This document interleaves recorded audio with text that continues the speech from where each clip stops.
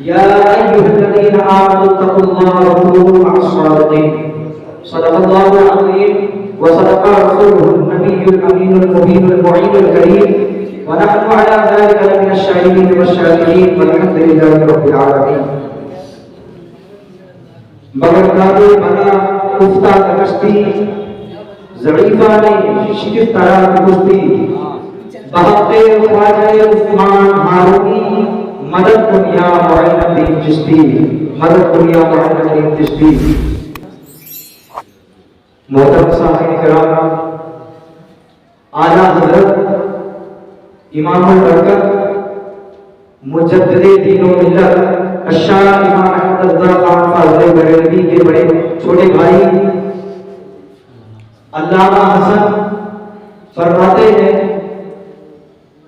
خواجہ ہند و دربار ہے اعلیٰ تیرا، خواجہ ہند و دربار ہے اعلیٰ تیرا، کوئی محروم نہیں تجھ سے مانگنے والا تیرا، کوئی محروم نہیں مانگنے والا تیرا. عزیز ساتھیوں، جیسا تمامی حضرات کو بخود ہی معلوم ہے کہ آج کا دن بڑا ہی مبارک دن ہے، بہت ہی مبارک تاریخ ہے جس میں ہم تمامی حضرات یہاں پر حاضر ہوئے. میں آپ کو بتاؤں، یہ محفل اللہ کے مقدس ولی کی محفل ہے جس کے بارے میں اللہ کے مقدس رسول صلی اللہ تعالی علیہ وسلم فرماتے ہیں اندہ ذکر صالحین تنزل الرحمہ، یعنی اللہ کے نیک صالحین بندوں کا جہاں ذکر ہوتا ہے وہاں رحمتیں اترتی ہیں. ہم اور آپ یہاں اللہ کے مقدس ولی کے محفل کو سجائے ہیں، یہ اس بات کی دلیل ہے کہ اللہ رب العزت کے ہم رحمت کے طلبگار ہیں. محترم حضرات، اللہ رب العزت کا لاکھ لاکھ شکر عظیم ہے کہ اللہ رب العزت نے ہم تمامی حضرات کو مسلمان بنایا، اور اس سے بڑھ کر خوش نصیبی یہ ہے کہ اللہ نے ہم تمامی حضرات کو امت محمدیہ میں پیدا کیا. دنیا بہت بڑی ہے اور دنیا میں بہت سارے خطے ہیں، اور الحمدللہ ہر خطے میں مسلمان آباد ہے، اور جہاں بھی کہیں مسلمان آباد ہے ہر مسلمان کے دل میں اللہ کی ولی کی عظمت اور محبت ہوتی ہے. ہر مسلمان اللہ کے ولی کو قدر کی نگاہ سے دیکھتا ہے، ہر مسلمان اللہ کے ولیوں کو قدر کی نگاہ سے دیکھتا ہے. اور مسلمانوں، ہمارا اور آپ کا حق خواجہ خواجگاہ، خواجہ ہندوستان، خواجہ غریب نواز رضی اللہ تعالیٰ عنہ کا حق ہم پر زیادہ اس لیے ہے کہ ہم ان کے ہم وطن ہیں. انہی کے ہند میں ہم رہتے ہیں جس کی سلطنت اللہ رب العزت نے پچھلے 800 سالوں سے نواز رکھا. عزیز ساتھیوں، خواجہ غریب نواز رضی اللہ تعالیٰ عنہ کی والد گرامی حضرت سیدنا غیاث الدین رضی اللہ تعالیٰ عنہ اور ان کی والدہ بی بی ام الورا رضی اللہ تعالیٰ عنہ دونوں حافظ قرآن تھے، دونوں عالم تھے، ماں بھی اور باپ بھی. میں آپ کو بتاؤں، کتابوں میں لکھا ہے کہ حضرت خواجہ غریب نواز رضی اللہ تعالیٰ عنہ سنجر کی سرزمین پر پیدا ہوئے. جہاں آپ پیدا ہوئے سنجر کی وہ سرزمین جہاں آپ پیدا ہوئے سنجر کی سرزمین پر جتنی بھی لوگ رہنے والے تھے بزرگ حضرات، وہ تہجد کے پابند تھے. نماز تہجد کسی کی قضا نہیں ہوتی تھی. تاریخ میں آیا ہے کہ ایک رات 13 رجب المرجب کی رات آئی، ایک رات اور آدھی رات کو ایک روشنی آسمان سے ظاہر ہوئی اور وہ روشنی پورے سنجر کو روشن کر دیا. جب آنکھ کھلی تہجد گزار کی جب آنکھ کھلی تو اس گمان میں پڑ گئے کہ لگتا ہے صبح ہو گئی اور نماز تہجد ہم سے قضا ہو گئی. لیکن جب سارے لوگ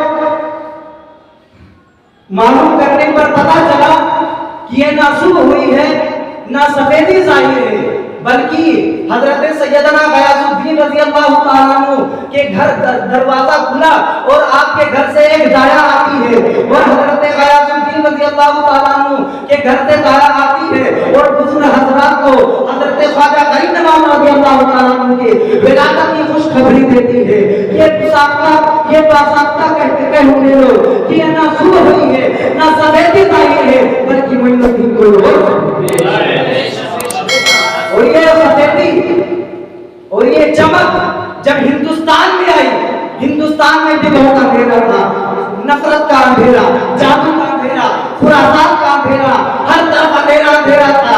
لیکن جب وہ ہندوستان میں آئے اور ایسے چمکے اسی روشنی میں 90 لاکھ کی روشن کر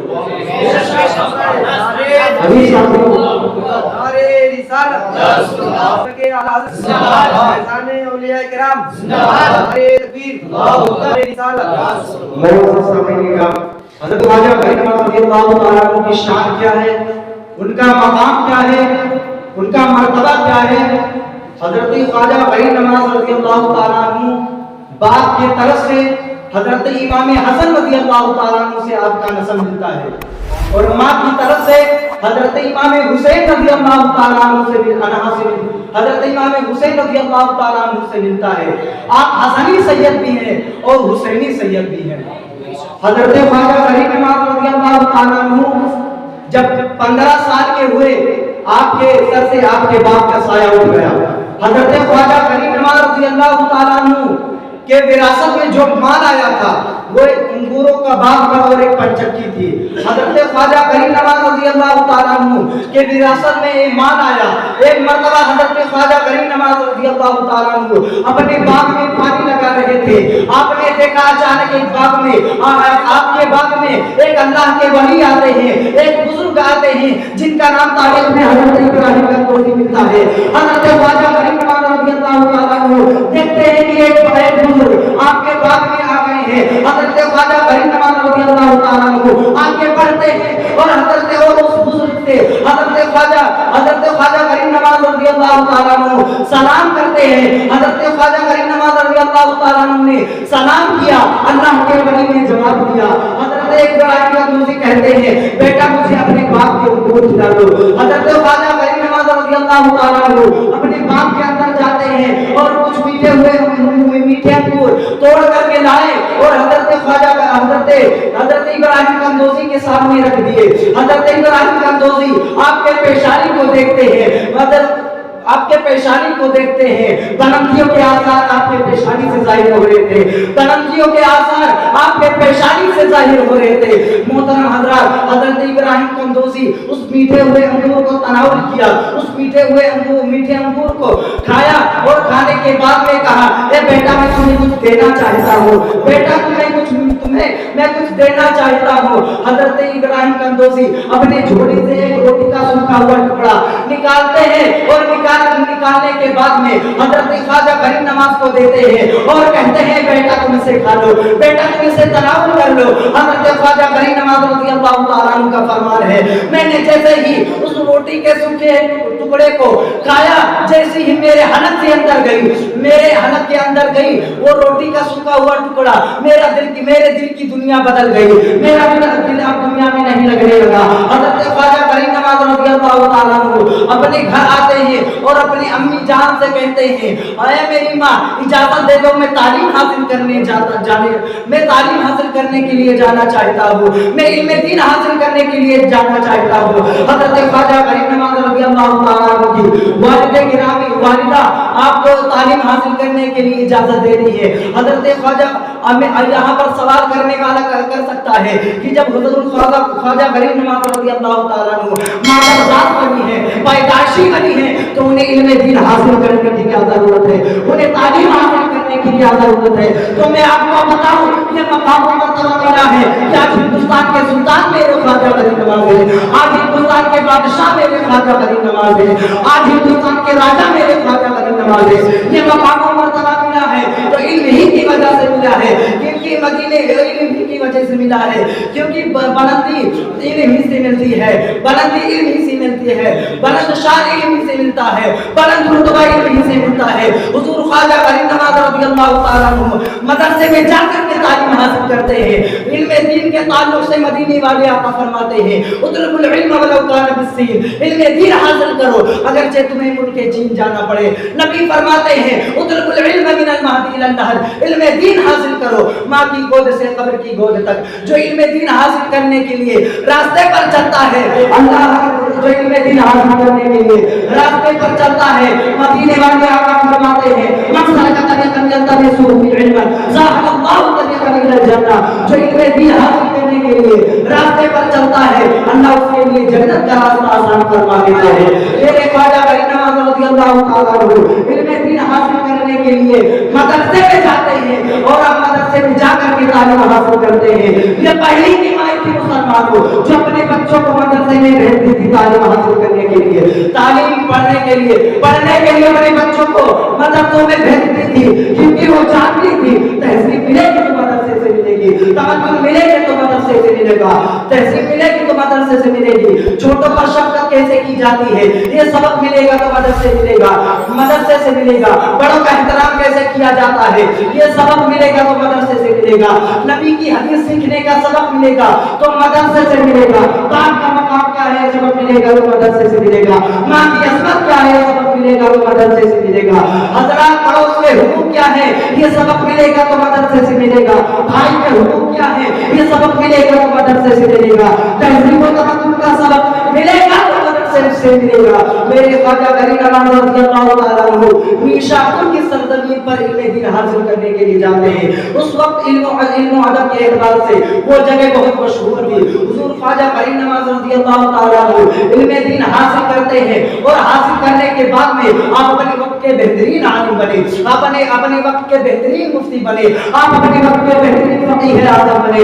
حضور خواجہ غریب نواز رضی اللہ تعالیٰ عنہ علم دین حاصل کرنے کے بعد میں اب اللہ کے اس آیت مقدسہ پر عمل کرنے کے لیے نکلتے ہیں۔ اللہ نے فرمایا اے ایمان والو اللہ سے ڈرو اور اللہ کی جانب وسیلہ تلاش کرو۔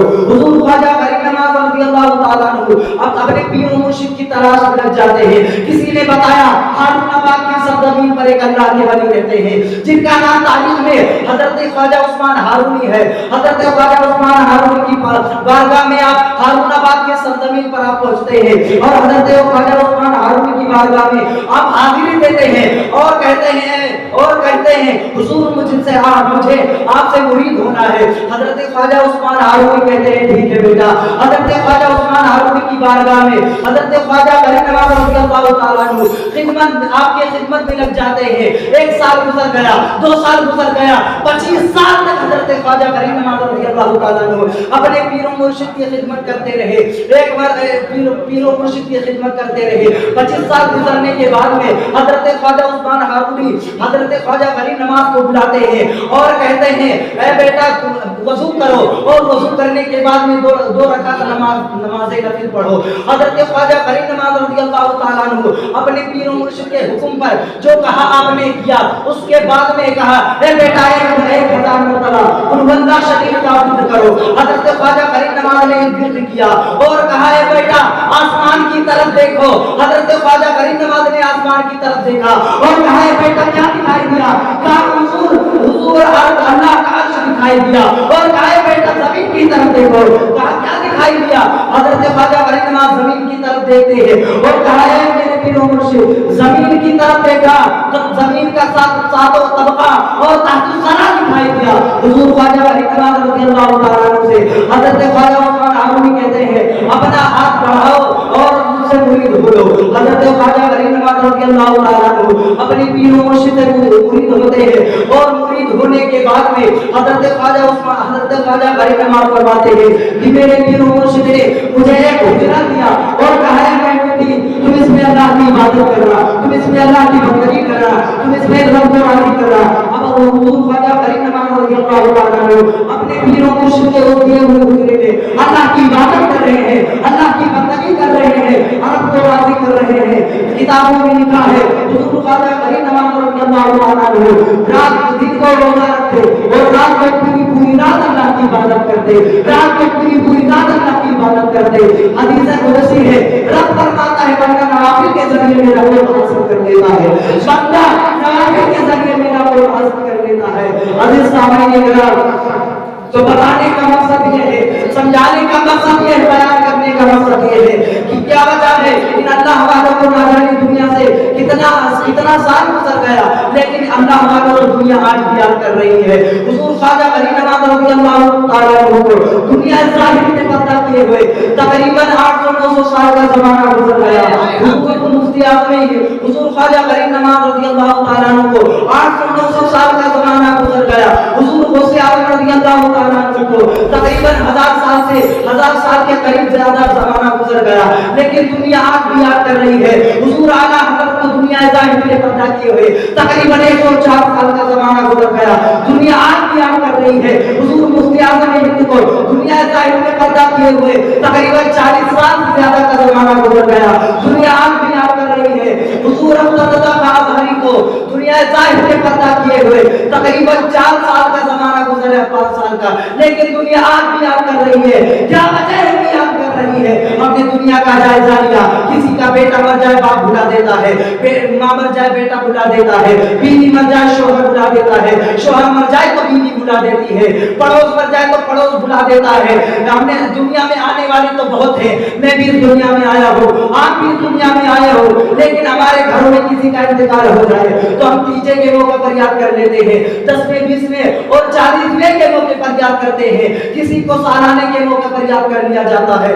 لیکن کیا وجہ ہے کہ اللہ والوں کو دنیا آج بھی یاد کر رہی ہے؟ تو اے مسلمانوں، اے اللہ رضا میں پڑھنے والے طلبہ کرام، ہمیں اور آپ کو یہ کہنا پڑے گا، انہوں نے اپنی پوری زندگی اللہ کو راضی کیا ہے، رسول کو راضی کیا ہے، انہوں نے اپنی پوری زندگی شریعت مصطفیٰ پر گزاری ہے، انہوں نے اپنی پوری زندگی اللہ کے فرامین پر عمل کیا ہے، انہوں نے اللہ کو راضی کیا ہے، رسول کو راضی کیا ہے۔ اللہ ان کی محبت لوگوں کے دلوں میں ڈال دیا ہے، اللہ نے ان کی محبت کو لوگوں کے دلوں میں ڈال دیا ہے۔ عزیز سامعین اکرام، حدیث پاک میں ہے من کان للہ فکان من کان للہ کان اللہ لہ، یعنی جو اللہ کا ہو جاتا ہے اللہ اس کا ہو جاتا ہے، اور جو اللہ کا ہو جاتا ہے اللہ اس کے نام کو مٹنے نہیں دیتا، اللہ اس کی ہسٹری کو مٹنے نہیں دیتا، اللہ اس کے نام کو تاریخ کے اندھیرے میں نہیں رہنے دیتا، اللہ اس کے نام کو محدود نہیں ہونے دیتا، بلکہ اللہ رب العزت اس کے نام کو دنیا میں اس کے نام کو لوگوں کے دلوں پر نقش کر دیتا ہے، لوگوں کے دلوں پر محفوظ کر دیتا ہے۔ محترم حضرات، حدیث پاک ہے اور قرآن مقدس کی آیت کی تفسیر بھی ہے، اللہ فرماتا ہے ان الذین آمنوا وعملوا الصالحات سیجعل لهم الرحمن جو ایمان لائے اور اچھے کام کیے، ان قریب اللہ اس کی محبت کو لوگوں کے دلوں میں ڈال دے گا، ان قریب اللہ اس کی محبت کو لوگوں کے دلوں میں ڈال دے گا۔ تو محترم حضرات، ان اللہ والوں نے اپنی پوری زندگی شریعت مصطفیٰ پر گزاری ہے، اللہ اور اس کے رسول کو راضی کرنے میں گزاری ہے،